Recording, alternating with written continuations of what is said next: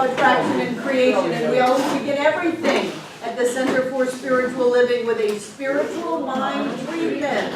You can take a deep breath if you want to. That's just to get a little oxygen in your body. You can uncross your arms and legs if you want to, but that's just to let your blood flow. The important work is in mind.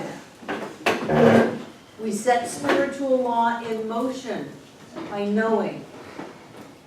And so what we know is that whatever this infinite, absolute, creative cause is, it is all that there is. It doesn't matter what we call it. We can call it God or Spirit or Creator. We can call it cause. We can call it the absolute, infinite self-knowingness of Spirit. Those are just words. There is something that is everything and beyond thing.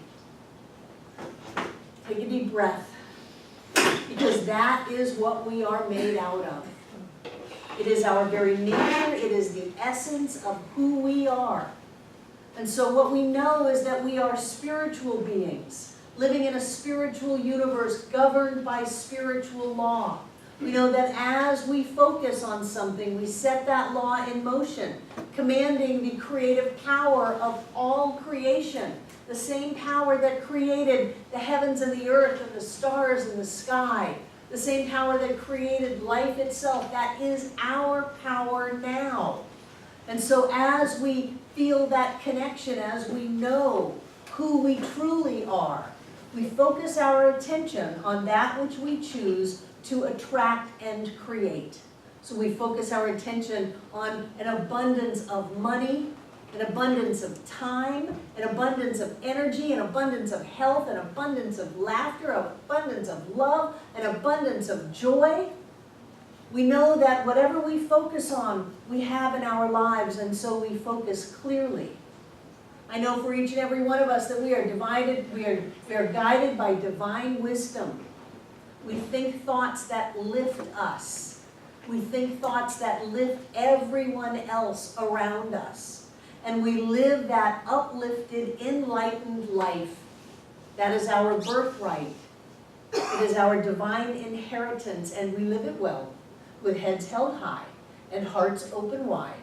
We move into appreciation gone wild for this class, for this center, for everybody around us, for these wonderful ideas of truth that feels so right that we use in our lives. We move into that appreciation gone wild for everything in our lives. And in that amazing consciousness of gratitude and appreciation, we let this treatment go, knowing that we have done our work on the inside. And the only thing that can happen is that which is known is demonstrated. And together we say, and so it is. Wow. Hey. Well, thank you, Kathy. Thank you. Come on in. I have a little bit of housekeeping to do. And part of that is I am not nearly as focused in time and space as you think. So I have given you a little bit of misinformation about the dates of the class. This is the last actual class. And I don't know, is this class 6? Yeah. Okay, thank you. So this is class 6. Tonight. And what I told you was that next week, August Gold was going to be here. She's not. Next week is open. Then the following week, somebody give me a date. What is that? June 30th. Thank you so much.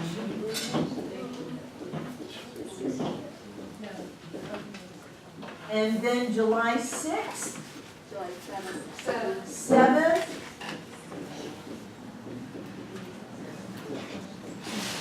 And then July 14th.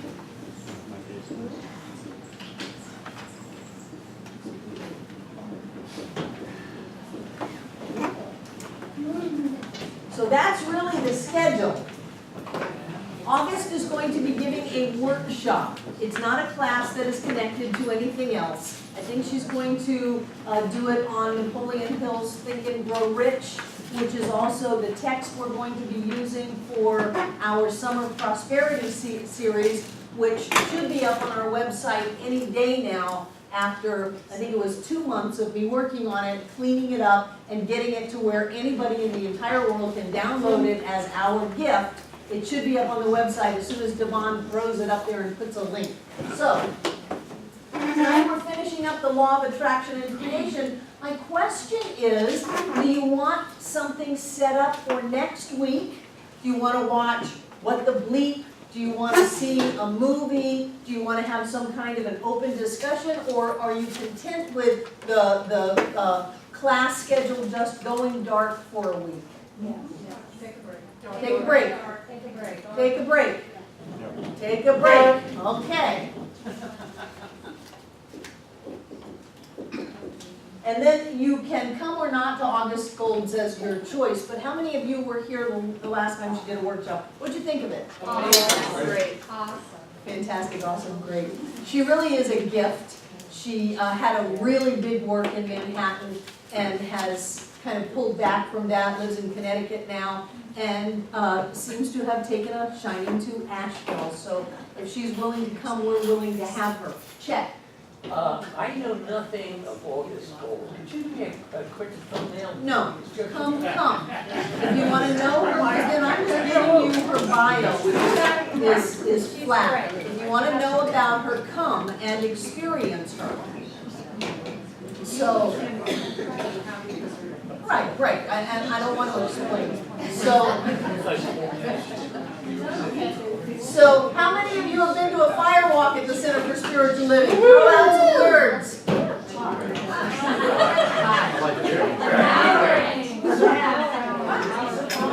Powerful, empowering, what?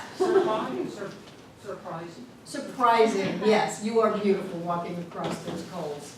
Yes. Life-changing. Life-changing, it's amazing. John is a certified firewalk instructor. Twice a year we have firewalks here. We go out on the grassy area by our home, take about half a cord of cherry wood, set it on fire, and in 2 hours the people in this room walk out there, roll up their pants, take their shoes off, and walk across fire. How many people have walked on the coals? Wonderful. How many people have been to a firewalk and not walked? Wonderful. There is great value in not walking. I went through a couple of years of not walking. I wasn't happy about it because I had to really look at how I present myself and who I think I should be, but I got a lot out of not walking. If you come to the fire walk, you do not know whether you're going to walk or not. People come and say, oh, I'm going to walk. No, you don't know that. Other people come and say, there's no way I'm going to walk, and you don't know that. So it's always a wonderful experience, and the fire walk always starts, or the firewalk is always a part of our Summer Prosperity class. The Summer Prosperity class is our very big hoop-de-la, rah, pulling money out of thin air, demonstrating stuff, having excitement, and just getting on top of this idea of money. And so during the Summer Prosperity class, we learn how to create money. How many people have learned how to create money at the Summer Prosperity class? How many people have had money literally show up at their doorstep, they just track you down, you got a pension every month for the rest of your life. So all of this stuff that happens is about empowering us to realize that we have dominion over our circumstances. Our circumstances don't have dominion over us. So this is the schedule. I think the prosperity class goes to August 18th. Is that right? We just did the postcards today. Is that right, August 18th? What's it? Oh, yeah. Hello. So the prosperity class goes until somewhere close to the end of August, and then we'll kick back into classes in the fall. But I realized that I had just forgotten about this week. And so I wanted to ask you what you wanted to do. You've told me that, and now I want to check in with how it went last week. I know some of you were a little bit miffed that you didn't get a heads up that we were seeing a movie and Barbara was out of town. So I trust you dealt with it. How many of you came to watch the movie? What did you learn? often, because it doesn't matter how many times you see or hear something, there's something new in it. I've been reading this textbook for 36 years. I read it now, the signs of my textbook, and I go, when did they put that in there? So what else did you learn? Jane? If you see it once, it's entirely different the second time. It is, it's entirely different. Laura? I like that version better than the subsequent one, yes. Mass distribution. Great, you like that. We happen to have one of the very rare and few original editions, because we bought it as soon as it hit the market, that still have Esther Hicks in it. Yes? I bought 3 of them on Amazon, so they're there. Well, early, maybe not as rare as I thought. Good, what'd you learn? I love seeing the genie in the sky. Yeah, yeah, I keep visualizing that in the clouds. And it's like, good. yeah. Your wish is my command. Yeah. And that song, the Beatles song, the genie in the sky. Right, right. Good, good, good. What else did you learn? Nothing?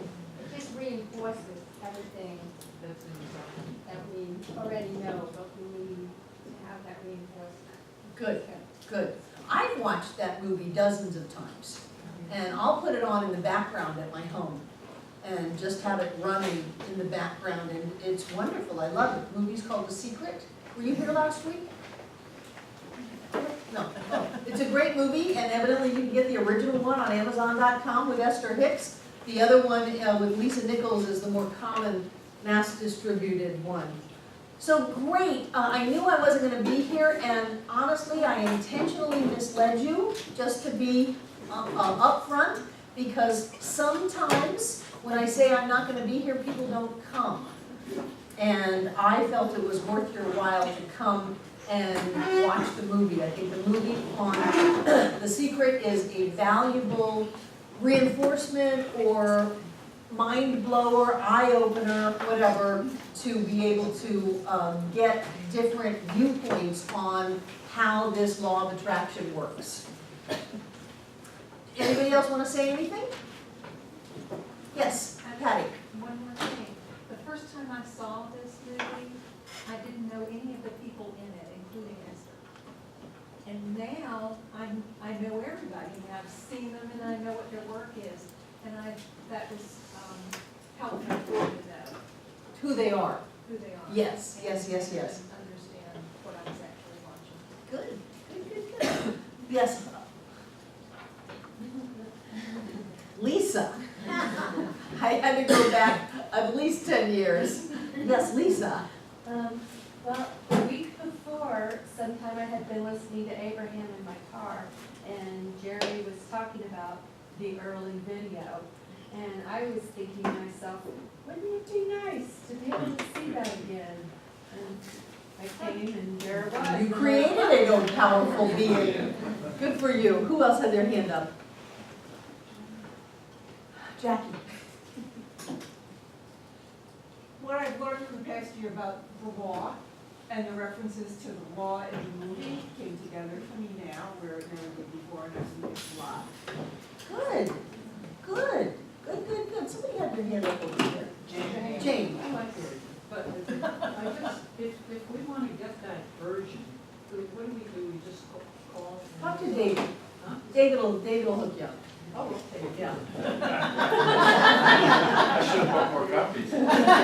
Maybe auctioning them off here. Anybody else want to say anything before we move into the class? Wonderful. I gotta tell you, I am loving this class. I am loving this class. There were years and years and years when I just taught whatever I wanted. Whenever I wanted, I just taught classes on Monday nights. It was just, playtime with Barbara. Let's figure out how to make your life work. And then John came along and got all involved in this organization, and all of a sudden, before I knew it, we had curriculum and notebooks. And so I've taught all of the beginning year classes from both of the organizations that came together. And I gotta tell you, I love just being free. So I'm thinking about just continuing teaching on Monday nights, whatever they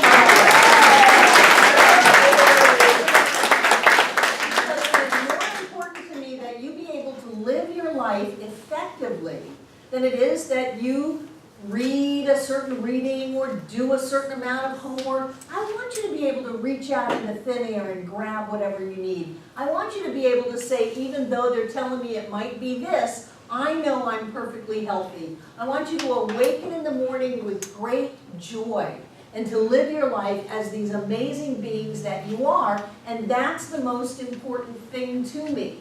So in this experience of being in this class together, I think we've had some great times of looking at how do we attract, how do we create, because really it's just looking at two different sides of the same idea. One is a visual that, that we don't have it and we bring it in, which is okay, it's an effective visual. And the other one is that we just manifest it as our lives. But whichever way you look at it, there is a law involved. And so what we've done is we've looked at this law, we've looked at how we are the powerful points in our lives, we've looked at how important our thoughts are, how important our feelings are to be able to reach into the unmanifest substance of life and bring it in the way that we want it to look like. And if we have something that we don't like the way that it looks, to send it away. I love, there's a quote in the textbook, and Ernest says, back to the nothingness from whence you came. And I use that. It's like, get back to the nothingness from whence you came. You came out of nothing. You've got no power on your own. You've got no substance to you. You just go back to wherever it is you came from. My life is going this way. And I love that idea that I can bring things in or I can send things away. My life is a constant creation of my thoughts, my feelings, my experiences. So one of the things that we practiced that I want to check in with you about is your appreciation gone wild. We did appreciation gone wild on money, appreciation gone wild on our physical bodies. I had you buck naked in front of mirrors, remember? Appreciating yourself. We had appreciation gone wild on relationships, on other people. We had appreciation gone wild then on anything that you wanted. And at the same time, we threw in 100 happy days, 100 days of happiness to focus us on feeling joy, on being grateful, on seeing the positive in something, and then creating that in our life. So I know that we haven't done that. We did our little relationship workshop for you a couple of weeks ago here, but we didn't give you any appreciation homework for that other week. So how did you do? Did you keep appreciating or did you just drop it? Kept appreciating, kept knowing. Yes. I would start my day when I was in the car, and I wasn't particularly feeling one way or the other, but I just decided while I'm driving to work, I'm just gonna name off all the things that just come to mind in whatever order that I'm appreciative of this day. And things would come into my head that I didn't even really know that, I'd see out and about. And by the time I got to work, I was like, it just set the course of the whole day. It does. It sets the course of the day. Beautiful. Yes.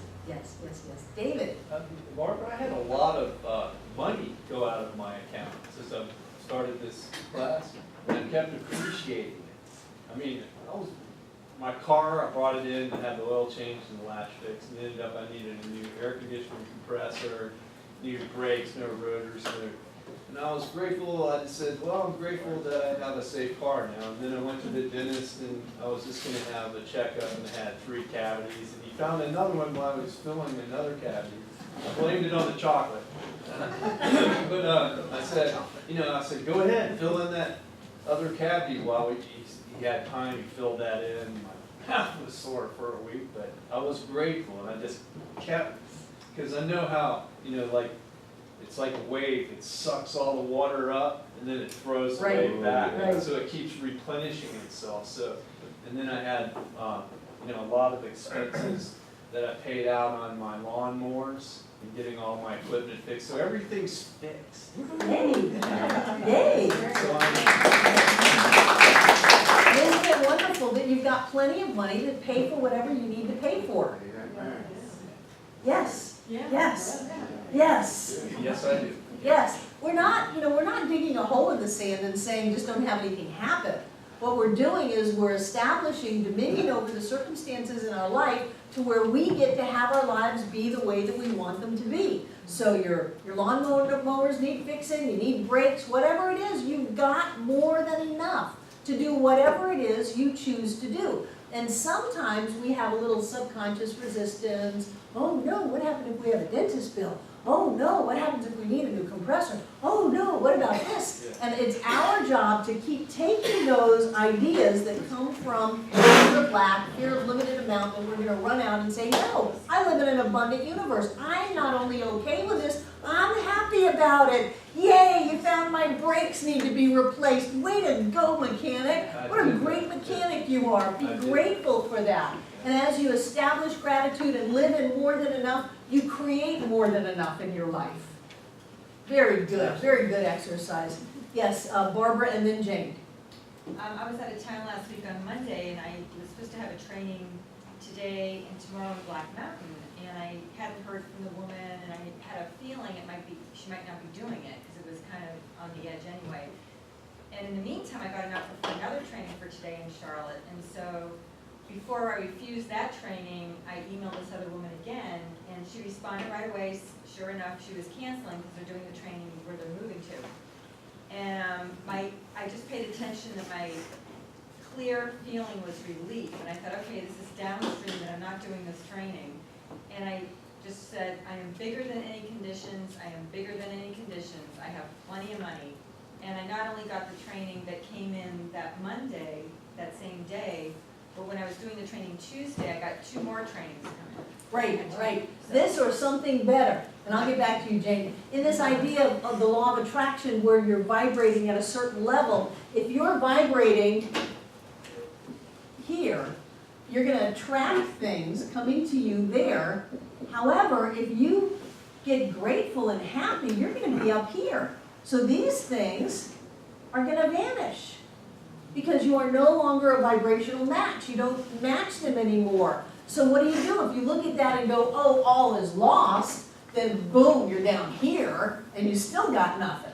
Or you say, wow, those weren't mine, something better is going to happen, and so you get 3 trainings where before you only had 1. It's so important to be aware that you are constantly creating your experience. So if you thought something was going to happen, well, you created that a minute ago, a second ago, a day ago, a week ago, a year ago, and if it doesn't come into your life, it's because you've changed. So then you get to be honest and say, well, have I changed at a greater level? Am I more open and trusting and clear and confident? Or have I shrunk back into that constricted thinking of lack and limitation? And if you've shrunk, it's important to open yourself up again. But if you say, no, I've been doing my work, I'm clear, I'm living the life that I know I'm supposed to be living, I'm doing my appreciation gone wild, I'm doing 100 days of happiness, I'm going around seeing the good in everybody, I'm walking like this, I'm doing it all, then just know that more is coming because it's got to be a greater thing in your life to match the greater vibration. And that's where people falter. Because they look at what is, and they don't realize it's what was, and they think it's what's gonna be, and that's where they falter. Instead, if something isn't, because it was, you've surpassed that mark in your life, and you're open for greater things. That's why people get in relationships with the same people over and over again, because they don't grow. If you get rid of that person and you haven't grown, you're just gonna have that other person, another person show up who's going to be just like the one you got rid of. But if you grow, even if you spend a long amount of time between relationships, you know that you're saying, no, I'm not going to take the old news. I'm not going to take the old situation. I've grown, I've expanded, I'm holding out for something better. Jane. Yeah, that's about my situation because to me, negative thinking is so familiar and so comfortable. Used to be, right. And suddenly I find myself, and I don't do it consciously, but some subconsciously, when I make a negative observation, then I look and I say, wait a minute, this is pretty nifty. so my mind is finally flipped into another. Congratulations, Yay. Jane. Wait till you hear that. And then Susan. I had a neat thing happen. I woke up, I was ready to do my day, went outside, all packed up, ready to go, and my tire was flat. And so, I immediately, the first inkling was just the seeds of, oh my God, how am I gonna pay for a while, damn, all this stuff. And then it just switched to, thank God, this happened while I'm at home. My car's right here, I can wait here, I'm safe. And, the money will be there. The money just will. Nod your head, yes. Just will. Thank you. Up and down, there you go. And so, You said the money will be there. so I went to the tire place and they looked up and said, you're due for a free tire. Yay. So I got the whole set free.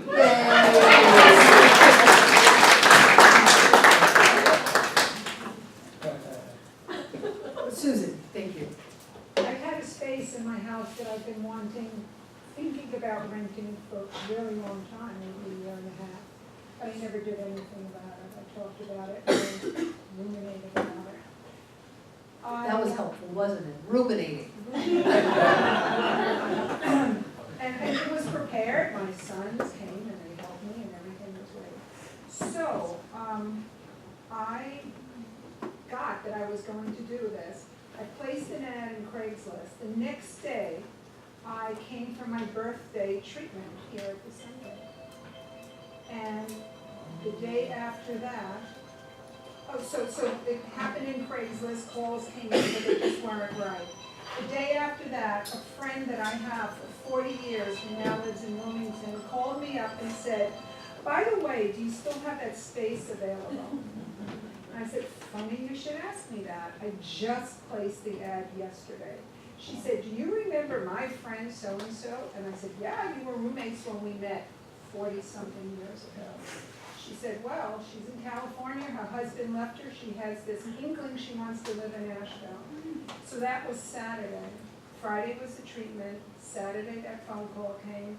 Sunday this person called me from California and said, what is the address? I'll send the deposit. And when she asked the price, there was maybe 15 seconds I was tempted to make it lower so not to lose an opportunity. But I explained the fairness of the price and who I spoke to make that fair. And she said, okay. Yeah. When you're clear, everybody says, okay. That's it. And I knew that when I did this, it was win-win. She was crying with the relief of knowing she just said, do you know what the word geschäft means? Because this is just so right. And I feel that it is. Yay. David.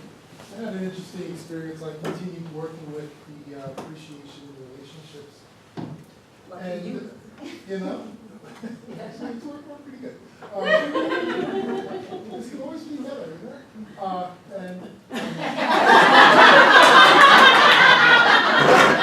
going to go back to the story. So I was thinking about a couple of relatives, my goddaughter, and her daughter is my goddaughter, very close in the family, technically cousins, second, but whatever, very close. But I don't hear from them much. They don't really keep in touch. And I was feeling a little miffed, which is a nice way of saying I was mad. So I'm doing this, I worked them into consciousness, and I'm just loving them. And I realized that I wasn't mad at them. I was sad. Yeah. I was sad. You know, and that's what I always do. I always do. Mad, sad, whatever. And wouldn't you know, a day or two later, I get a text from my goddaughter saying, oh, there's this thing just like Craigslist, just like, Facebook. no, you can see video over the cell phone. Skype. Just like Skype. Uh-huh. She described this just like Skype, so you can see video over any cell phone. Mhm. So this way I can see her, I can see the kids, because you know, counting on her to send me stuff and what have you, or me calling them, wasn't just like that. The desire to connect, the want to connect, came right back, right? Were you here when John did that talk on the emotional tone scale? Yes. So you had sadness, and you were pretending that it was anger, because anger is a higher vibration, it's more comfortable. But when you were honest about it, and you went into sadness, you could release the sadness. You were the one holding the door shut, all sad and put out, that they don't contact you. And as soon as you let that go, they came rushing into your heart. Yeah, sweet. We do this. We control everybody in the world. We do. Each one of us controls everybody in the world. And when we choose to indulge in being angry with someone or blaming them about something, we shut the door and they cannot be around us. Yeah, good for you.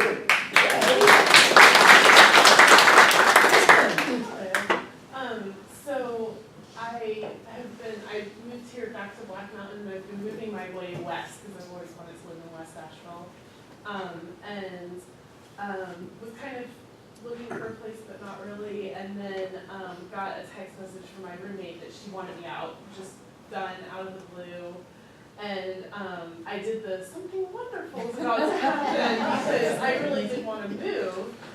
But you know, I was like, oh, I'll wait until after this and I'll save up money and blah, blah, blah. So she made it so I could kick into gear. And within a week of her sending that text, I found a place half a mile from here on Haywood Road. He worked with me on the money since I didn't have any saved up. And I was like moved in, and it happened so fast that my body was doing the whole wait. Like I stood in it and was like, oh my God, like that happened. Yay. So the story you gave yourself was, I can't move unless I have all of these security things in place. So I'm sacrificing my freedom because obviously you are not a fit in that living arrangement, or that person would not have been able to throw you out. Right. You only get thrown out if you already don't fit. Right. So you were giving yourself a story that you had to have a certain amount of money to do what you wanted to do. Notice how she never had the money to do what she wanted to do. She just used that as a story to keep from doing what you wanted to do. And then, with everything out pictured, you moved just like that. That's amazing. That's great. Good for you. Kathy, will you tell us your story, and then we'll go to Sylvia about what you got. I just think it's amazing. I was working at this company years and years ago, and I got hurt a couple of times. And they put me out. They said I can't come back because I was lifting a lot, and said I would be paralyzed if I started working again. So they put me out on disability. And this was like years and years ago. So I got better. I didn't listen to the doctors or anything else. And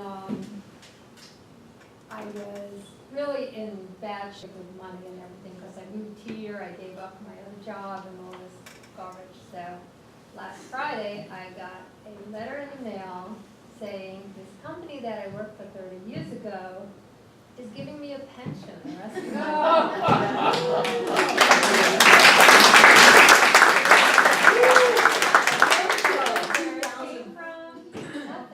Pension in 2014, that's a miracle in itself. Yes. I know, I was like, you know, I pulled up and I said, is this really true? And she starts telling me and I'm crying. And she's like, I'm so excited to talk to you. And I'm like, I'm so excited too. So, but I was doing the, you know, whenever I got the bills, I said, that's fine, you know, I appreciated what I paid for it and everything, and I just stopped myself from saying, I don't have the money for this, or, you know, I don't know where it's coming from. And I treated for faith is what I treated for more than money. I treated for faith that I would know that everything was okay. And it was awesome. The rest of my life, it's like,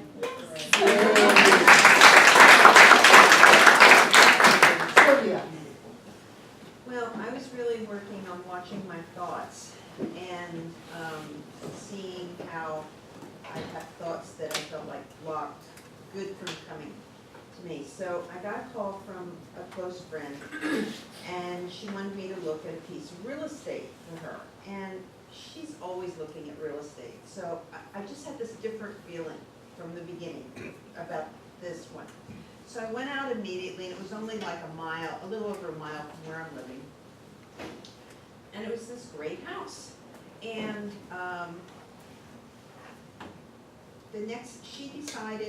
she thought she had a buyer for her house, and then she decided that she didn't have the buyer, and also that she wanted to stay where she was. And meanwhile, I had another friend that was looking for a house, so I took her there. So I see this house, and it's great, and I'm going, I really like this house. So the bottom line is, I'm buying the house. It's a brand new house. It's really perfect for me. It's very, very cute. And it's really coming together, and I've been staying very calm about the whole thing. It's like, just like different. The only challenge I'm having as I'm going through it is I'm breaking a lease where I'm living, and they want to hit me with a very, very large penalty fee. So language, don't be hit. So I'm not sure how to go past that. How else can you say that? They have indicated to me they want to penalize me for leaving. Okay, as long as you're not hit, that's fine with me. Great. So, what's wrong with that?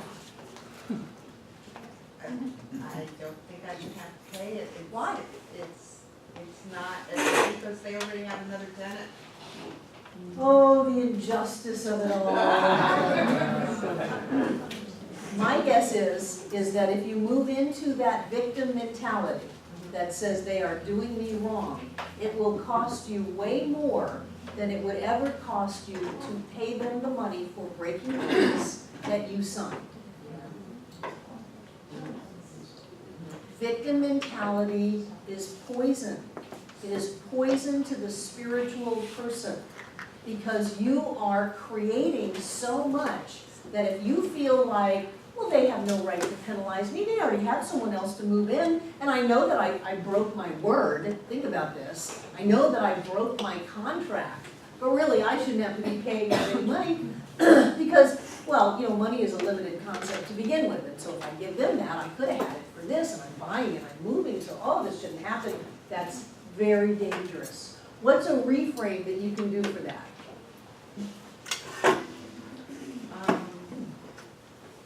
But this is a small amount that I have. I have so much money in my life that this is trivial. Yay!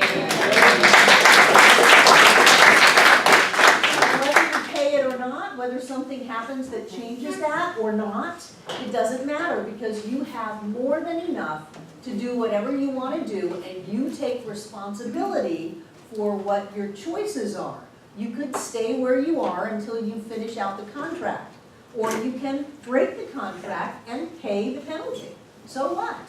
I think that sometimes we think just because we're on a spiritual path, it gives us an out, buys us out of having to keep our agreements. I heard from someone once that churches are the worst for not paying their bills, because they think that because they're churches that somehow they have this God-given right not to pay their bills. And so getting credit as a church or a spiritual center is more difficult than if you're a normal business, because of the tendency that people on the spiritual path have of thinking that they're immune to things like contracts and agreements. And one of my very big issues in life is that if you say it, you need to do it. And if you write your name on something, then you need to keep that agreement or consciously break the agreement. And if you consciously break the agreement and it comes with a price tag, pay the price tag. People say, oh, I'm getting a divorce and it's going to cost me so much. Well, then don't get the divorce. Oh, I can't do that. Well, then pay for it. What, you want a third option? There's not a third option here. So if you say you're going to do something, the power of your word is so important If you say you're gonna do something, do it or change it. And if you change it and it comes with some kind of a cost, just pay the cost. Any resistance to paying the cost comes from a basic belief that you don't have enough. If they were to say, oh, Sylvia, we're gonna penalize you and it's gonna be a penny, you would go, okay, I'll give you the penny. So anything that's not that comes from an idea that there's not enough.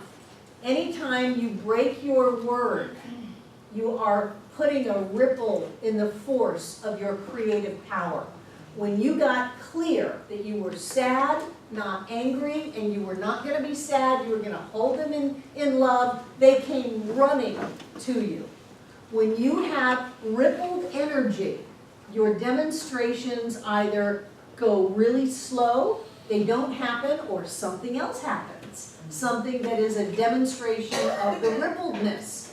So people say, oh, I don't know, it's just stuff happening out of the blue, things are not going the way that I thought they would. You know, there's this and there's this and there's this. Well, that's what's going on energetically in you. Because you can't bring that into your experience unless it's inside of you. So we learn to become very mindful. And I could do this all different ways, and I know how to do this. We could go into deep self-psychoanalysis and see what we're holding subconsciously that is still generating a vibration that says we're not good enough, we've got guilt, we've got shame, all of that. Or we can do appreciation gone wild on anything. Anything.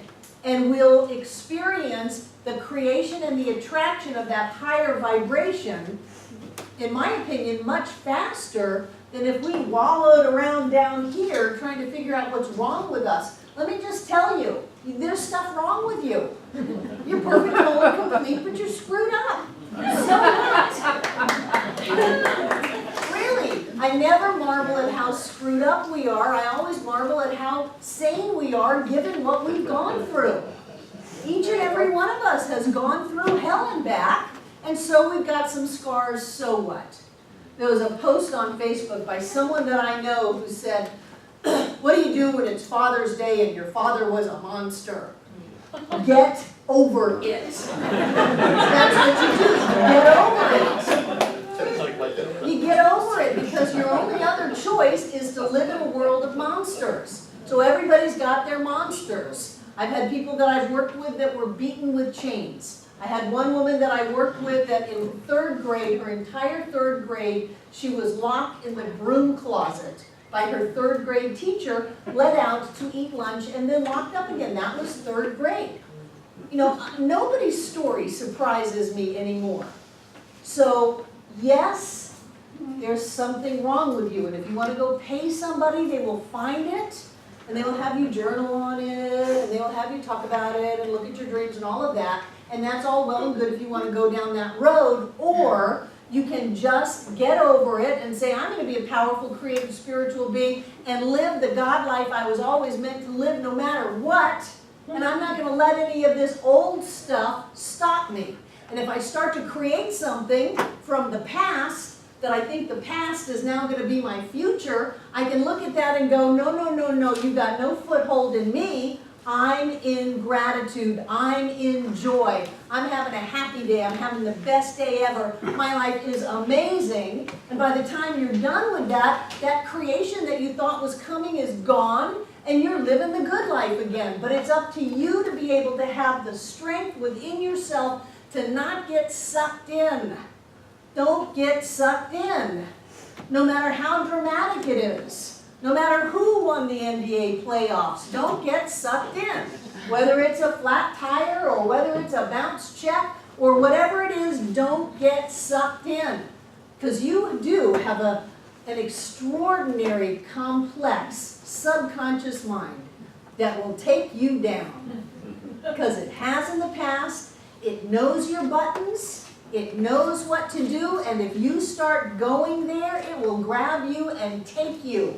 And then you'll be one of those people who say, I don't know what happened. I used to go to the Center for Spiritual Living. My life was going great. And then, I don't know, my life just fell apart. And now it's 10 years later and I'm trying to find my way back out again. You have to have the strength inside of you to notice, like Jane did, hallelujah, to notice when you're going down old patterns and say, no, I don't have to do that. I don't have to have a reason to be happy. Have you not had people tell you you're crazy?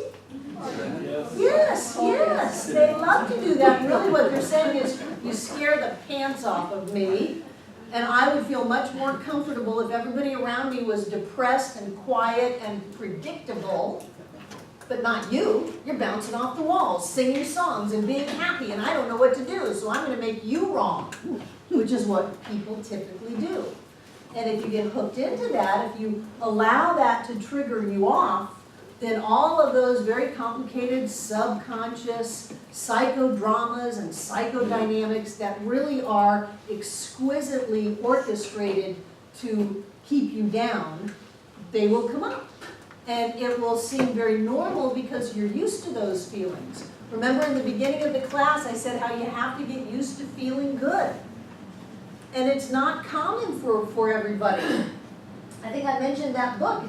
It was so amazing to me back in the, I think it was in the 80s that I read it, Women Who Love Too Much. It's a book about codependency, and it talks about the specific neurosis of women who pick men that will hurt them. Hurt them physically, hurt them mentally, hurt them emotionally, hurt them financially, that they will hurt them, and that this is a very specialized neurosis in that a person can look at an entire room of perfectly normal people and pick out the one person that will hurt them in just their exact neurotic way. And they'll say, oh, but it was chemistry.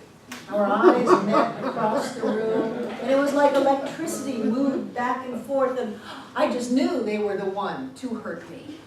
I just knew they were the one. And so what happens is we get used to that feeling, and when it comes up again, even though we haven't felt it for a while, it's very familiar. And it can be so familiar that we don't notice it. Other than we're not singing anymore. We're not getting up in the morning anymore saying today's a happy day, today's the best day ever. We're not doing appreciation gone wild. We're not coming to the center anymore. We're not coming to class anymore. We're not feeling good anymore. But this other feeling is so familiar. And that's when we have to say, do-do-do-do-do-do-do-do, stop, wake up, there are alarms going off. Don't do that. You know when you did that before, what happened. Divorce, bankruptcy, hospital visits, whatever it was, don't do that. And so we begin to find the inner strength inside of us to suffer through happiness. You want something to suffer about? Suffer through happiness. I love it. Because it's different. Sometimes we have all kinds of loyalty issues. I was thinking about the last class, what I wanted to say. We have so many subconscious things that go against everything we've talked about in the class. Sometimes we have loyalty issues to our friends that think we're crazy, to our families. It was Father's Day and everybody's posting all these wonderful Father's Day figures. I've talked to some of those people. I know what their relationship was like with their father, but on Father's Day it's, oh, everything is wonderful and all of this. We have loyalty issues that come up, and so we don't want to be bigger than our britches. We don't want to be outgoing and loud. Yay! Yay! That's how I want to be. I want to live my life in yay! How are you living today? Yay! Then we have loyalty issues come up. Oh, you shouldn't do that, Barbara. You shouldn't do that. Don't you know that you're being a spectacle? Don't you know that you're being just out of conventional manners? Let me forever be outside of conventional manners. Good girls are quiet. They never take the last cookie.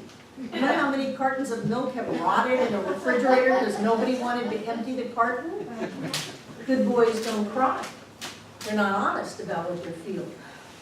They get angry. We have so many deep-seated psychological resistances to just being happy, to being powerful. You know, I still have people come into the center and they say, is the pastor in? You're looking at him. There's this whole thing about women don't, women aren't, women shouldn't. And men have the same thing. Men don't, men aren't, men shouldn't. And so we have these loyalty ideas to family and culture and the American flag, you know, the whole thing we were raised in. And when we're going to bust out and say we command the entire power of creation itself, I created the stars in the sky. I caused life itself to come into form. That's me. We do that, we move into some dangerous territory. It wasn't so long ago that we would have gotten burned at the stake for that. Yeah. So we have some resistance. So if resistance comes up, notice it. Let the alarm bells go out. Have someone throw some water in your face and say, you know, like share, whack, snap out of it. Because if you don't, those very normal feelings from long ago will take you down. And all of a sudden you'll be depressed, you'll be sick, you'll be unhappy, you'll be overwhelmed, and you won't know what happened other than you weren't paying attention to being happy. You weren't paying attention to that which you want to create out of thin air into your world. You weren't paying attention to giving instead of feeling like there's not enough and you've got to hold on. You weren't paying attention to loving instead of feeling like somebody's to blame for your problems. You weren't paying attention. And if you don't pay attention, especially in these critical times of relearning how to be, you fall backwards. So I want you to be really clear. It's really, really, really important that you stay happy. You've got to stay happy, not only for you, but for the good of all humanity. You want to bring about a conscious change and evolution for every being on planet Earth, you must be happy. If you look at the Dalai Lama, he's happy. They say, well, how can you be happy? China took away your country. He said, they took away my country. Why should I give them my happiness? Right on. You got to be happy. You've got to be happy. I hear stories of people, they stopped coming to the center.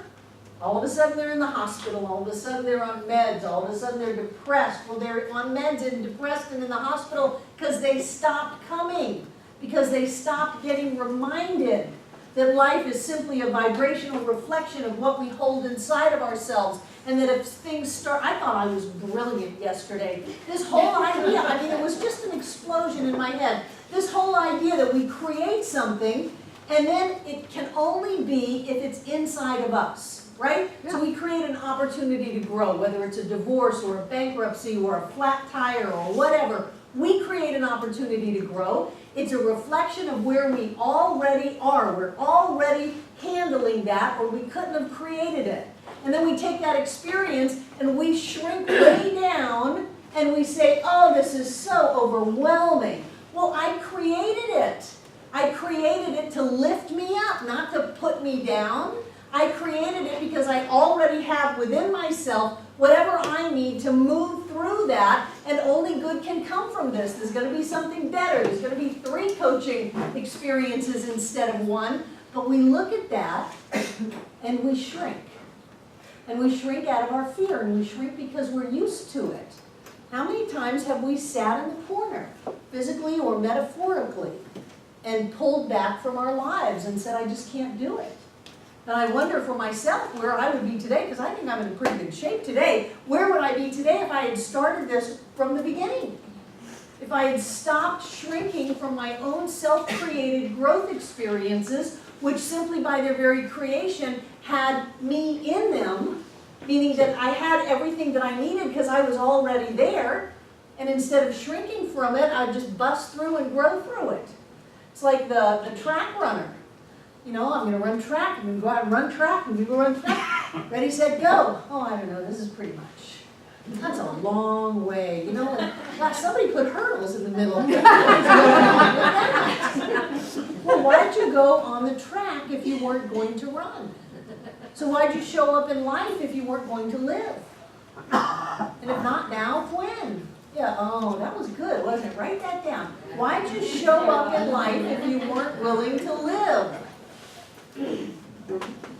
And just because you did it for a year, 10 years, many previous lifetimes, doesn't mean it's okay to do it one more second. You're better than that. You have everything that you need to live an amazing life, to draw out of unformed substance into physical form, whatever it is you want to reach out and take, to open up and to allow that creative energy to come through you and show up in myriad serendipity experiences. That's how life works. And if something has popped into your life and you're looking at it and going, I don't think so, just send it back from whence it came. If it's not where you are now, it's old news. It's old business. And you don't have to have your past become your present and become your future. The only reason that your past becomes your future is because you hold on to it. And the only reason that you hold on to it is because it's familiar. And it takes guts to let go. This is not for the faint of heart. This is certainly not for the lazy. People who are lazy don't last long because you can't hide. It's right there in front of you in 3 dimensions. Everywhere you look, there you are, reflected back. So what this does ask is that you develop an inner strength where you just gut it out. But you gut it out to be happy. You gut it out to see the good. You gut it out to see the beauty of your daughter, to see the opportunity in your life, to claim, even though when you don't know what's going on, something wonderful is about to happen. I just got thrown out. Isn't that great? And people think you're absolutely nuts. But a week later, you've got a brand new place to live, which is what you wanted all along. Trust the power that's in you. Trust that. Because we create so many things that hold us back, put us down, create blockages to us. It's amazing the level that we are dealing with to be able to stay not rich in an abundant universe, not just jumping off the rooftops with health and joy when we are born to heal, when our bodies are filled with energy. Remembering the book and the movie, The Way of the Peaceful Warrior, when he was clear, he could jump up on the roof and down. We can do that. So what does it take for us to hold ourselves back to just get by? It takes a huge amount of energy. Just think what you could do with that same amount of energy. Just think how great your experiences could be. Right now, we're on one of those giant sailboats cruising the Caribbean. We could be anywhere we wanted to be just right now, just like that. I believe that. We could just like that, change the experiences around us and have our lives shift instantaneously. Practice being happy. Let's take a break.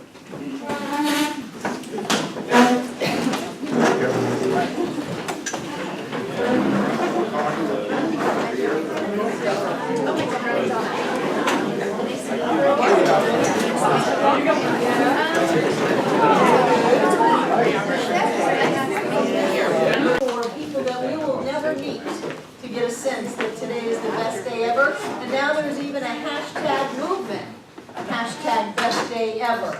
So I'm fascinated to know how many people are hooked into that.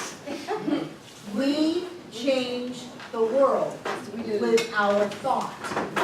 It's not airy-fairy, it's not something that happens down the road. We literally change the world with our thought.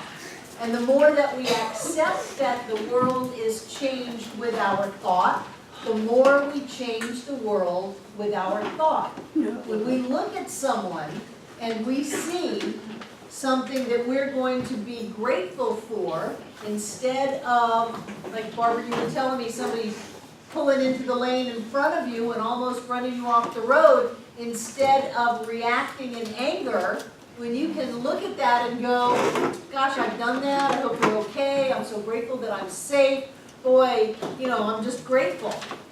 then we change the world. We change that person's experience. We change our experience. We change the experience of everybody around us. Anyone wants to remind me to turn on my recorder, please know that you are always welcome. So we change the energy around us, which changes what we bring into our world, but we also change the people around us.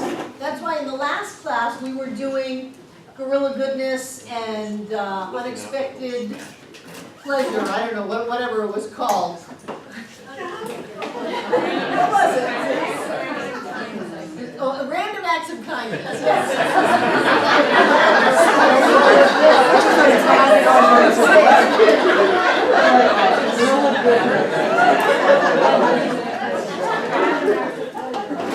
Random acts of pleasure. There you go. What happens is we take this energy and then we give it out. And we lift others around us up. And I've been doing this for 30 some odd years. It feels wonderful. Not only to lift yourself up, we're not sitting on top of a mountaintop somewhere. We're on the planet with somewhere between 7.5 and 9 billion people on it. When we lift each other up, it feels wonderful. And we don't do it out of obligation or martyrdom or any of that shoulds. We do it because in lifting ourselves up, people automatically come up.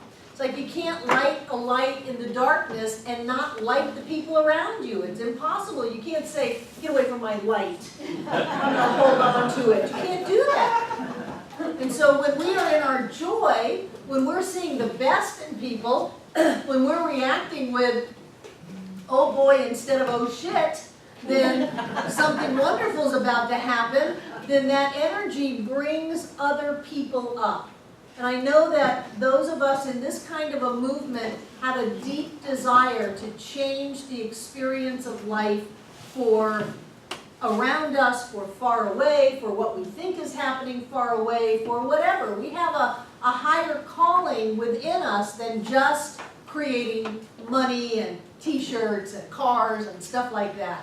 And so when we can be in our joy, when we can be clear about who we are, when we can keep our word and keep our agreements, or do what we need to do to change them, not with a lot of heat and not with a lot of upset, but just, okay, what do we need to do? This is unfolding perfectly because everything is perfect.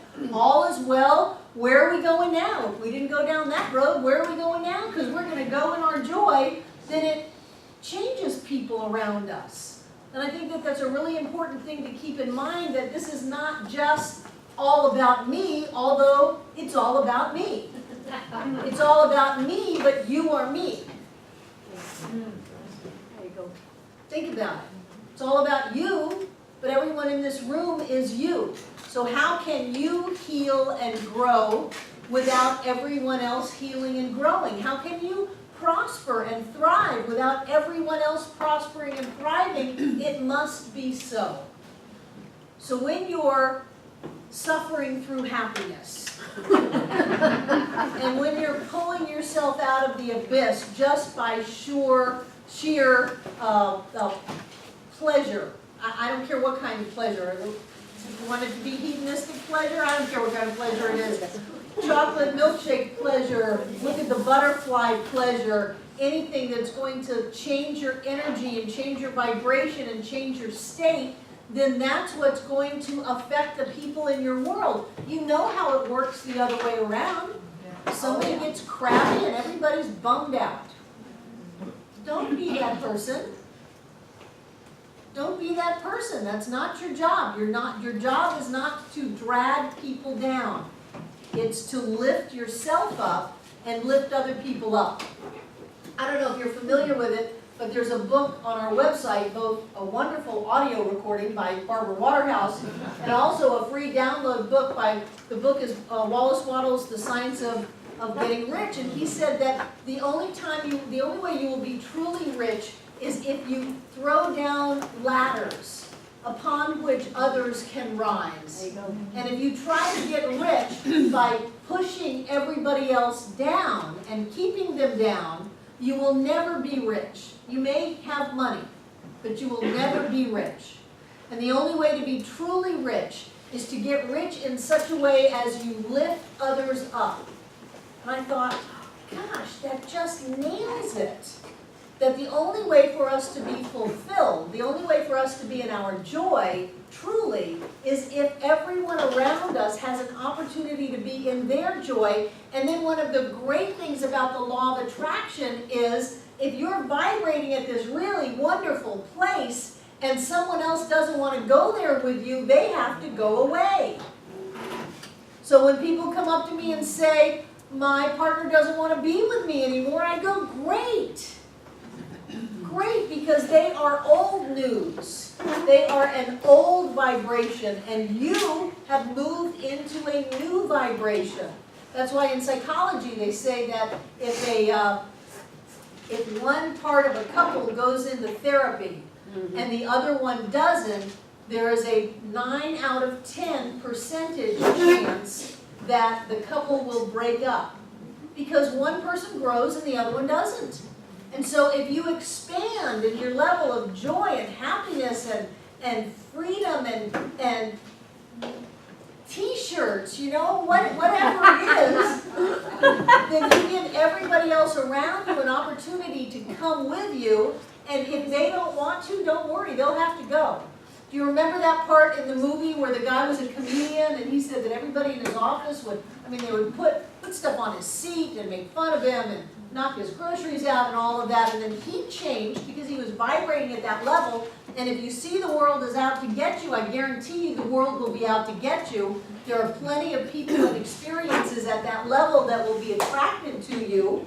And then when he changed and started seeing life supporting him and him having wonderful experiences, people moved away. They just move away. One of the ways that we look at that is David and I talk about this. We're holding a space.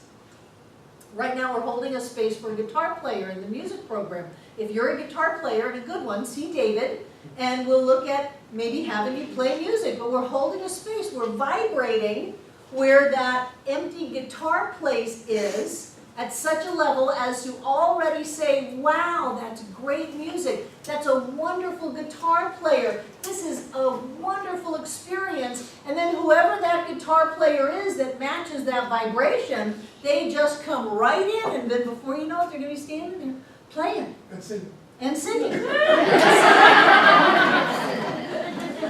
Now the other thing that we can do, that we've all done, is we look at that empty space and go, they've done me wrong. They abandoned me in my hour of need. They left me. There's a big hole where that person used to be. And so what we have then is the vibration and the creation of a big hole. And even if you have somebody right next to it who's a great guitar player, they can't get in there because the energy won't let them in. Have you ever done that? Oh, yeah. So you just can't get in. It's like David and his goddaughter goddaughter couldn't get in. The mail will get diverted. The person will have to move before they got to be a wonderful part of the music program here. Whatever it is, circumstances will come together for what seems to be a logical, inevitable experience, except we know that we did that. We did that. If you look at your checkbook and you keep saying there's not enough, even the money that's right there, ready to be electronically wire transferred into your account, or the lottery ticket that's about to be handed to you. When we had Tom Wright win the lottery during a prosperity class a number of years ago, it had already been printed out of the machine. The woman was holding it. And he came into CVS and she said, here's your lottery ticket. And it won. So things would appear that they were the inevitable, natural, logical sequence of events, except we know that we did that. We did that. We're going around going, oh, I better buy a lottery ticket because if I don't, I'm going to be evicted for sure. Well, it's the person in front of you that got the winning one. And there's no way the winning one could be in your hand. Or the one in your hand magically changed numbers overnight. Whatever needs to happen, happens so that either you have what the energy is that you are focusing in your life or you don't. Well, you can't not have the energy, or you have the energy that you're focusing in your life that is not what you want instead of what you want. But if you don't learn how to generate that energy in front of you, how can you put it somewhere? If you're feeling afraid and you open up your checkbook, what are you going to do but take fear and put it in your checkbook? Don't open it. I tell people if you go out to the mailbox and there's a questionable letter, don't open it until you're crystal clear. Until you're filled with joy. Fill it up with joy. Hold it in your hand. Hold it to your heart. Do the happy dance with it. Oh, look, I got a letter from the IRS. I'm so happy. Oh, yeah, this is great. Something wonderful's about to happen. Light and love and joy. And then open it up and read it and go, wow, great. Because if you pull it out and you go, oh, crap. The IRS, oh no, now here we go down this road, it's going to be years, God knows what they've got me on, you know? And you open that up, that's what it's going to be.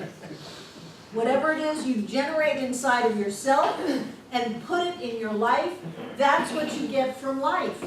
And to look at the experience that you got from life and think that's all there is to it really is missing the whole point.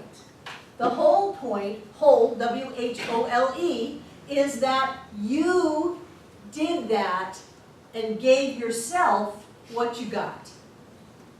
So what have you got? Whatever you got, you gave it to you. Whatever it is that you have, you gave it to you.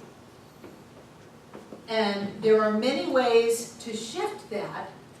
For me, the easiest and most enjoyable way is to generate good feelings and then put it on that. If you're having any issue in your relationship, generate good feelings and then put it on that person.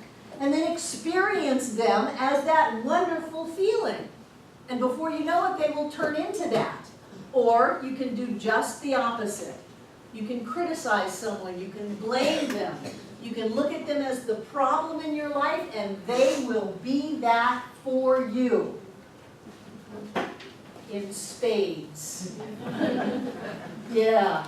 But even if you're in the midst of that, you can shift it, generate that feeling, put it on them, see that, experience it back, hold your, stay the course. Even if they start acting the way that they acted a week ago.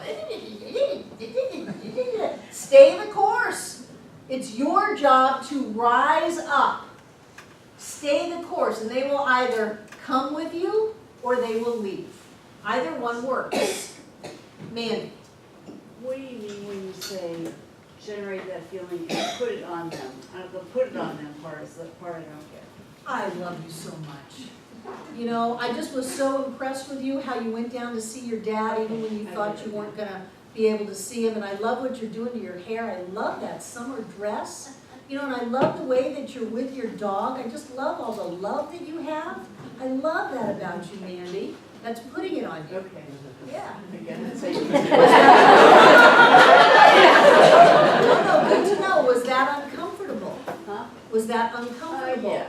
So then it's your job to practice looking at yourself in the mirror and saying those things to yourself. Because you deserve to live a life where everybody in your world sees you that way and speaks to you that way. Yeah. Everybody does. And if you can't handle that, that's why I say suffer your way through happiness. If you can't handle someone just going off on you about how great you are, then stay with it until you can. Until you can handle being loved. Until you can handle feeling good. Kristen. Last night I wasn't feeling well and I was laying on my girlfriend's couch and she was kind of ignoring me and I really wanted her to be me. And so finally I just said, I really appreciate how you're taking care of me tonight, and I love you. And she's like, I didn't really think I was taking care of you, but then she said it. People will be to you what you see in them, what you expect from them, what you acknowledge in them. And if you want them to act differently, start seeing them act differently, feel them act differently, and it doesn't hurt to open your mouth about it. It's true for everybody. If you have traffic, start enjoying the traffic. I've got this great thing that I do. John says I am the best rationalizer on planet Earth. So here I am stuck in traffic. Legions of angels are guiding my every step. And to make sure that I wasn't in the wrong place at the wrong time, because I always know I'm in the right place at the right time, they had to bring all these people together to slow the traffic down so that I would slow down, because I know me, a little lead foot, I'd just be zipping around and flying forward. Who knows what could have happened? Who knows what could have happened to me, and who knows what could have happened to change the entire course of history on planet Earth, because I was too far ahead. So legions of angels have come together to support me in being where I need to be exactly when I need to be there. That's my world. That's my world. Now some people can sit in traffic and spit and fume and get constipated and have heart trouble. Not me. Legions of angels surround me at every moment. Isn't that great? What else do you need? How do you need to spin it? How do you need to talk to yourself? How do you need to make it up? Because whatever you make up, you will get. And people say, well, that's just ridiculous. Fine, live your terrible life. I get to live my wonderful life. So I wanted to leave a little bit of time at the end of the class for questions. Is there anything that you would like a little bit more clarity about? This has been a fast class. We've actually only had 4 actual classes before tonight, and one of them was a relationships workshop, which I thought worked out really pretty well. So this has been a fast track. The purpose of this class is to shift your consciousness. I don't care if you remember anything about this class other than you feel better. That's fine with me. The purpose of the class is to shift your consciousness. I want you to wake up in the morning happier. I want you to have a better day. I want you to live life more fully. I want you to feel better. And if you do that, everything will shift. Yes? Oh, okay. Does anybody have any questions that they want clarification on? You got another 20 minutes, I think. Really?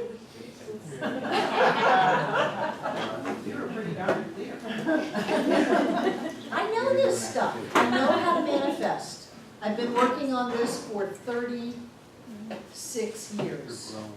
I know how to do this. I know that life is a reflection. I know it so clearly that sometimes I'm baffled that I can't put my hand in this table. Yet. We were in Denver. I saw your hand up. We were in Denver.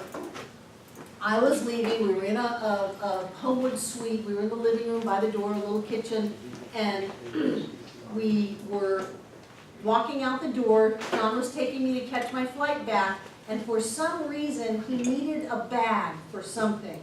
And I sat there, and I looked at him, but I could tell that my face was kind of blank. And in my mind's eye, I went all around the rooms. And I got to the kitchen around the corner from where I was, hadn't been in the kitchen, didn't see what was in the kitchen, and up on top of the refrigerator in the back was a wadded up grocery bag. And I went over there and I put my hand up and I grabbed it and I said, here it is. And he just kind of looked at me and I said, so this is what I want you to know. When I walk into doorways, which I do pretty regularly, or when I get that blank look on my face, I'm really nowhere close to my body. I'm doing something else. And at that moment, I just went through the entire set of rooms and looked for a bag. Now, I could have walked around and looked, would have given me the same information. Eventually, I would have been in the kitchen, and if I jumped up really high, I would have seen what was back there. But when we do that, we are demonstrating these kind of abstract principles that say we really are one, we are way more than our physical bodies and our physical experiences, and we have more going for us than we give ourselves credit for. We know more, we can do more, we can have more, we can be more, and if we just let ourselves go with it a little bit, we will surprise ourselves in some of the most delightful ways. Who had their hand up? Barbara. Can you say more, in the prosperity class you were talking, you said something like, that to be powerful spiritually, you need to be prosperous, they go hand in hand. I believe you do. Okay. When someone is broke, poor, they're taking from life, I'm not sure how we raise the prosperity consciousness of planet Earth by bumming it out, by feeling like we don't have enough, like there's not enough, and then what little there is, we're taking. And also, I'm a firm believer in doing good works. We build orphanages, we build schools, we build wells, we do really cool things because we have money. And so if we can't demonstrate prosperity in Asheville, North Carolina, in the United States of America in 2014, then what do I tell to the person who's got 10 kids and they're living in a hut in Bangladesh or Africa? You know, if we can't do that, I believe it's just laziness. If we don't have more than enough money to do whatever we want to do, I believe it is a sign of laziness. How can you say that? Easily, because it means that you haven't disciplined your thoughts enough to stay in the idea of prosperity and abundance. Now, it doesn't have to be a certain amount of money. It just has to be more than enough. David. When I was on vacation, I brought my granddaughters to X-Men. Anybody seen X-Men? Okay, it's mutant power.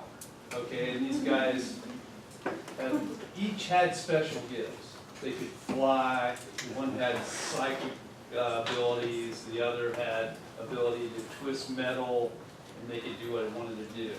And I so enjoy watching the kids' movies because it's so magical and it stretches your imagination way past your own beingness as a human being here. And like you said earlier, I'd like to be able to put my hand through this table. Who says that's not possible? Well, I know it's possible. You know, we're only using a little fraction of our brain. Right. But when I see movies like that, it expands my consciousness, and I know from the teachings here that this could be possible. Absolutely, absolutely. There will come a time when we walk through walls, when we bilocate, when we do that quantum jump, which goes from here to there without ever having passed between here and there. Very cool. Barbara, yes. I agree with what you said about the prosperity, totally. And I look at the life of Jesus and Gandhi, and Oh, please, Jesus and Gandhi were wealthy men. The famous quote from Nehru to Gandhi is, do you know how much money it takes me to keep you poor? Yes, right. He was not poor. Jesus was not poor. Jesus had a treasurer. To have a treasurer, you have to have a treasure. Jesus had a seamless garment. A seamless garment. That means it had to have been woven and all one piece. They were not poor. They were not poor. Don't be, pardon me? Mother Teresa wasn't poor. Catholic priests are not poor. This is a lie that has been perpetrated on the people to equate suffering with spirituality, and the purpose of the suffering now is so you don't have to suffer later. I'll suffer now in life so I don't have to burn in hell forever later. It's crazy. Jane, and then Elaine, and then Kathy. I myself have a lot of difficulty with fantasy, which and I'm sorry, Tom was here. He has the same problem. He's thinks about other universes all the time. Well, my fantasies are sort of like that too. And they're quite powerful. And recently I've had this, like a fantasy that, of a beach. And it's like an eternal beach, and like the world that I see here is like a painting, you know, and right behind this painting is this huge beach. I think that's lovely, Jane. I think that's wonderful. This is not real. I don't mean to push you into some kind of strange universe, but this is not real. This is not real. Yeah, that's, well, the thing is, about this beach, and it's really bothered me a lot, but the thing is, I was swimming, I've been a member of the Y for years, and I was in my water aerobics class. Okay, focus it in. And I looked outside, and there was the beach, sort of, in other words, it wasn't the beach, it was the terrace with the, right outside the pool in the Y. And it was, and so I'd never gone there, and I went there, and I sat in this chair, it was very comfortable. And it all has to do with, I used to write a lot, and something's going on. Maybe you need to write about the beach. Well, no, but the whole thing is discouraging. Don't you all sometimes just feel like the veil is very thin? Oh, yes. Yeah, you are not so different. Elaine. What would you say is the number one thing to focus on to help get us to make that quantum jump, to get where we Joy. want to be? Joy. It's all about joy. It's all about joy, whether it's physical health, whether it's financial prosperity, whether it's relationships, whether it's using the creative power that you have. It's all about joy. Joy, not being in joy, will suck the power right out of you. And I think that's why people don't want to be in joy. So go back to joy. Kathy. Can you just elaborate a little on kind of about the health questions, about going to doctors for checkups and stuff? I mean, I've had appointments for checkups and I canceled them because I'm whole and complete and why should I go and, you know, and all this stuff, and I'm like, should we be doing checkups or? It's your choice, whatever you want to do. God's in the doctor. You're going to create what you need to experience, whether you use a doctor or whether you use a acupuncturist or whatever. You're going to create that. But it's kind of going there to see if they find something, and that's what you don't want to do. You don't want to go to a checkup. I mean, Hoping that there's something wrong with you. Yeah, I'd work on my attitude before I went there. Yeah, but I'm saying, I don't want anything to be wrong, and I know there's nothing wrong, so why am I going and paying money? That's your choice. That's your choice. Everybody gets to live their life the way they want to live. Some people go to doctors, some people don't. Doesn't matter. It's all God. It's all you. It doesn't matter. There's no right or wrong. What is it? Shakespeare said there is no good or bad, but thinking makes it so. Yeah. So just be happy. You know, it just seems silly, but just be happy. If you're happy, your body will heal. If you're happy, money will seek you out. If you're happy, people around you will be in good relationships with you. If you're happy, you will be aware of the power that's moving through you so that you can focus on something and watch it come into form. And then the contracts will be signed with happiness, and the closings will be with happiness, and the phone calls will be with happiness. But it's not as easy as it sounds, because there are moments where we want to go back into the world of two-ness instead of oneness, of how dare you, you dirty, rotten, rack and Pratchett, you did me wrong and I have every right to be mad at you. Except then you're not happy. Deborah. I have something to offer Kathy. I come from a long line of people who believe that old age is about sick, dying, debilitated, just incredible bullshit about themselves. And I determined from a very early age that I don't want to think that way or be that way or have those experiences. So anything that pushes a button about that, I go and pay attention. Because, not because I'm scared something is wrong, but because I don't want to be a prisoner of that kind of fear or anxiety. Because that's, that's like, how could an infinite being be run by stuff like that? So one thing that has worked for me along that path is to go for medical attention as a self-nurturing practice, the same way you would go for a massage. And another thing is to go and have the checkup and use it as a consciousness exercise. So the checkup is not even about my body, because about my body's fine, my body's like, yeah, whatever. But to go and see if I can stay positive. And, it also is a lift to go and get a good report on the checkup. So the practice is to go get the checkup expecting a lift, and that's a feedback about consciousness. And if there's a snapshot moment of something that's something I wouldn't prefer, then that gives me a chance to do some more magic. So I don't know if that helps. Yeah. That helps. And everybody gets to live their life whatever way they want to. Right. Yes. I mean, I hardly go anymore for anything. Any other questions? You've got me. Yes. But, Sally? yeah, but say something happens, say, like a child dies or something, your daughter dies or something. To me, there's a process of going through feeling that sadness, and then moving back to joy. But I think it's important to feel. It's okay to feel. I never said it wasn't. I said it was very important for David to be honest with himself that he wasn't angry, he was sad. And when he acknowledged the sadness and released it, that's when the person could come back into his life. There's nothing wrong with feeling. If you feel victimized, if you feel angry, although anger is not a bad emotion, but if you stay there, if you wear black and put ashes on you for 30 years, then there's an opportunity to move on, but there's nothing wrong with feeling. Yeah, no. And no one ever dies. No one's really a child. We're all ancient spiritual beings. Some come for a reason, some come for a season, and some come for a lifetime. And it's just important to appreciate who we've got while we've got them. Sue?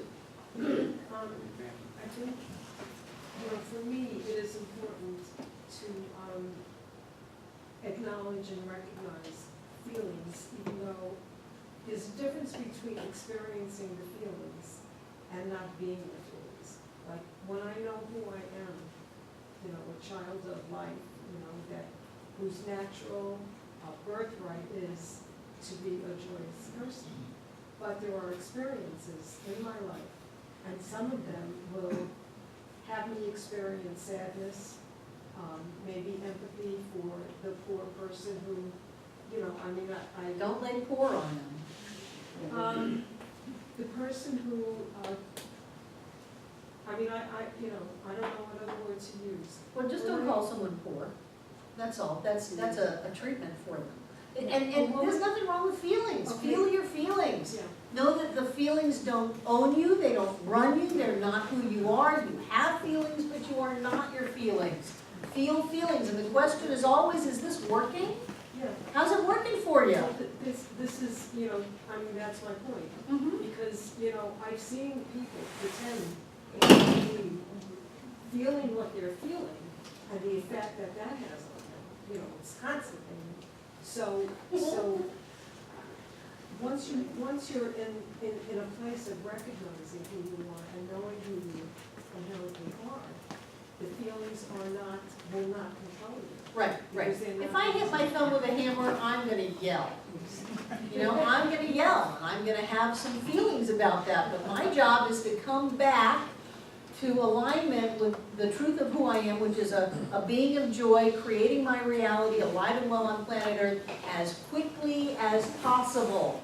And if you want to be a good friend to someone, and you see them dwelling in the land of this feeling doesn't really work for you, it's good to bring them back. Again, glass of water in the face, slap on the face, snap out of it, whatever it takes. Whatever it takes to bring them out of that, because it can be seductive feelings. I mean, look at how all of a sudden we're wanting to defend our feelings in this room. These feelings are seductive. They give us all kinds of depth and variety of experience. We have a huge biochemical brain factory squirting and shooting and doing all kinds of stuff, making experiences of those feelings. And so depression can be seductive. Overwhelm can be seductive. Certainly, the adrenaline hit off of the fight or flight syndrome can be very seductive. Adrenaline is a nice high, but it's not good for the long run.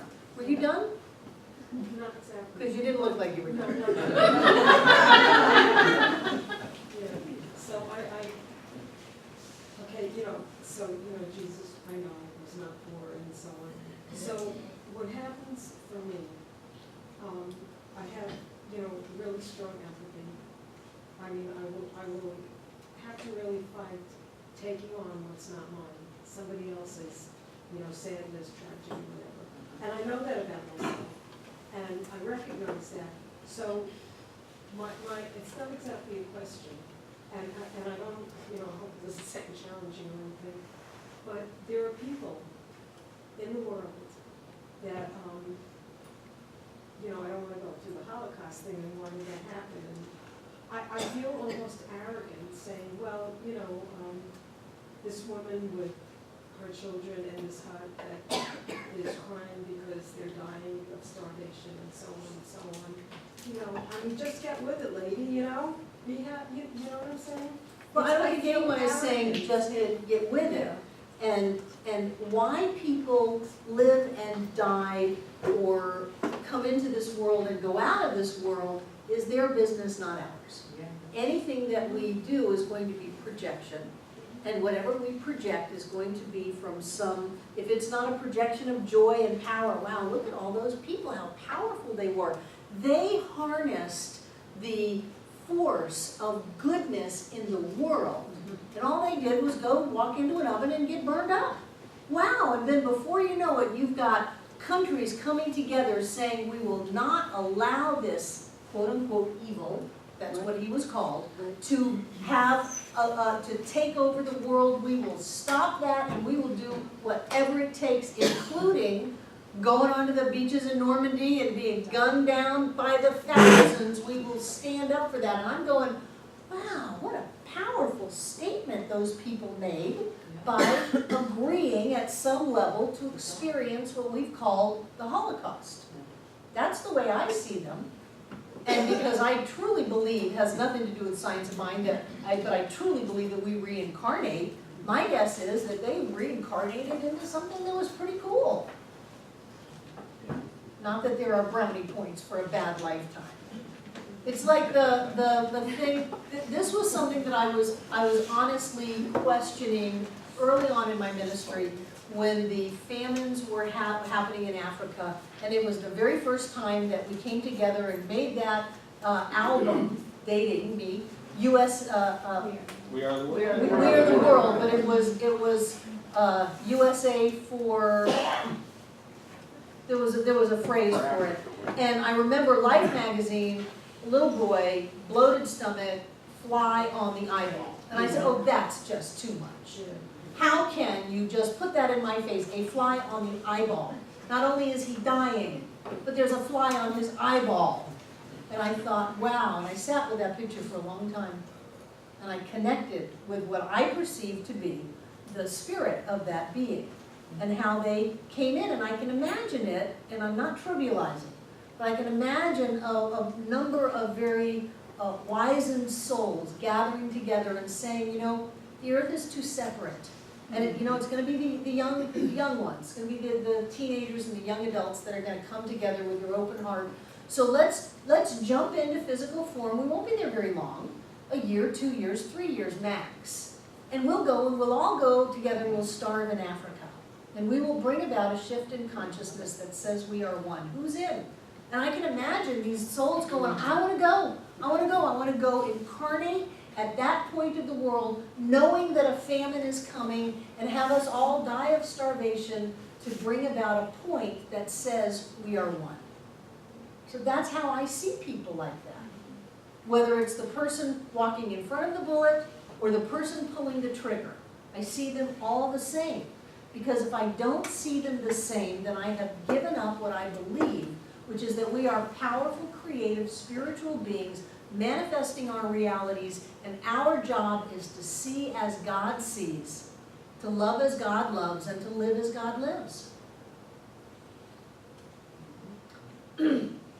Is it a question, or is it a comment on what somebody said? It was just a comment on what you just said. Okay, let's Are there hold it in questions? mind because Okay. the class is pretty much over. Yeah. But this is good stuff, this is real stuff. And I love that we can talk about real stuff because it is those hooks that want to bring us back into where everybody else is. And it is our job, I believe, not from an arrogant point of view, but it is our job to stand in the front and carry the light. And if we allow ourselves to fall back into the muck and the mire, we've done nothing for all of this. So step up, hold your light high, and just keep on practicing. I love you very much. Take out what you're going to give.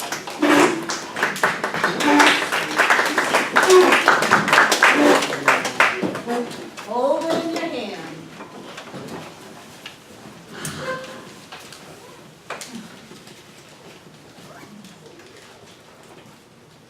And what I know beyond a shadow of a doubt is that we live and move and have our being as a vibrational point of the divine. We are beings of light. We are beings of love. And as that light and love, there is always an abundance. And so right here and right now, I focus on that abundance of money, that abundance of flow, that abundance of love, that abundance of happiness, that abundance of joy.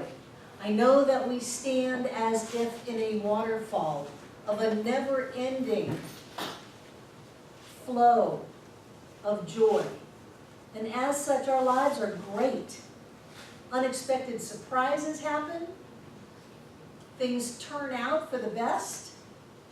And we are always supported. And so I know that we come together this night out of our knowing of who we are, to give this gift from our fullness, to give this gift to the Center for Spiritual Living Asheville, knowing that that sense of prosperity and abundance and fullness permeates, penetrates, and fills the interspaces of this center and touches the hearts and lives of all those who gather here. So I know that as we give, we receive, so get ready. Open up your mind to get that God has ways of giving you money that you've never even dreamed of yet. Open up your heart to know that of course you deserve to be rich and blessed in this life. And then open up your hands to give the gift, ready and waiting for all that comes back to you. I know that each one of us comes together this night to make this Center for Spiritual Living Asheville all that it was ever meant to be. It is a place of peace, a beacon of light, a tower of strength, and a fountain of wisdom that touches the lives of all who call it home. And so it is. So it is.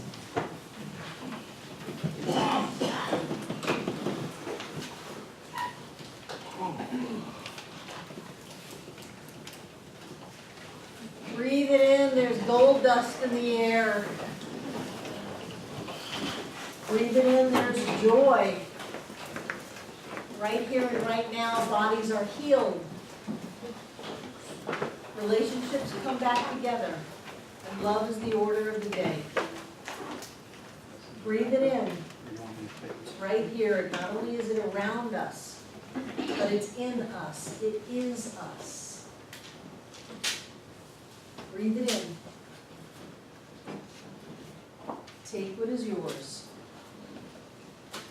A life of joy, a life of happiness, a life of greatness.